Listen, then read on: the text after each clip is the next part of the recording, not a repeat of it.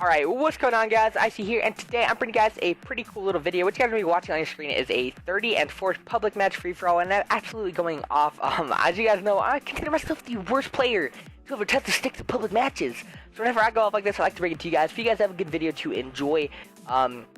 So yeah, I really do hope you guys enjoy this gameplay. But the commentary is what I'm going to be focused on today. We're going to be talking about OpTic Gaming and their win at UMG Cali, talking about a couple other teams that I think are going to really stand out in this year, and then it's OpTic Gaming at Dynasty. So we'll get into this by starting out with OpTic Gaming, UMG Cali. They pretty much demolished every team that they played. Besides the Rise game, it was Friday. OpTic Friday is that's just OpTic Gaming, how they play on Friday. And E6 game was pretty close, and they lost series to FaZe. I think they dropped a total of 7 maps the entire event, so that's pretty crazy to think that they're dropping 7 maps in one event. I mean, that's just absolutely absurd to me.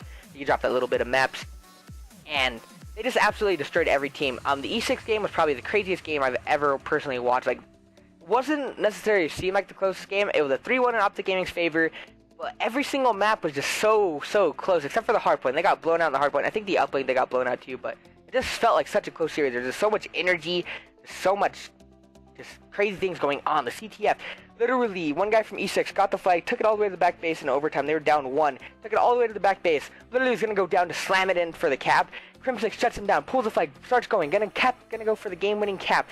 He gets shut down. Another flag pulled by E6. It was just back and forth, back and forth, back and forth, and there's just so much going on in that game. And E6 just surprised everybody. And the support that they had this weekend was absolutely insane to me. Like, how many people actually supported E6. It was just a crazy event in general. And then E6 from the losers bracket got 3-0'd by FaZe. And then OpTic Gaming played FaZe in the finals. And it didn't really go too good in OpTic's favor at first. It kind of was a slow start. They really didn't do too well the first series. They really choked the comeback uplink, which would have won them the series. They choked that so bad. Scump went to throw a ball to the map. It bounced back in. They missed a dunk one time. And just kind of felt like just OpTic choke fest. And then going to the second series with a 3-0. Pretty convincing 3-0, if I would say so. And they just really showed that they're the best team in the game right now. Nobody wins 3 events in a row without being a great team. You don't win 3 events in 3 weeks without being a great team. That's impossible. There's literally no way that happens. OpTic Gaming is just the best team in the game right now.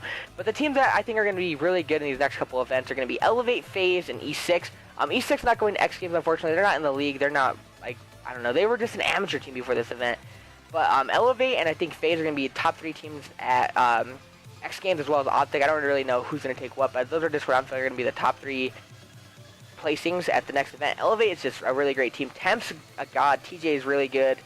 And you got Classic. You really can't say too much good things about him.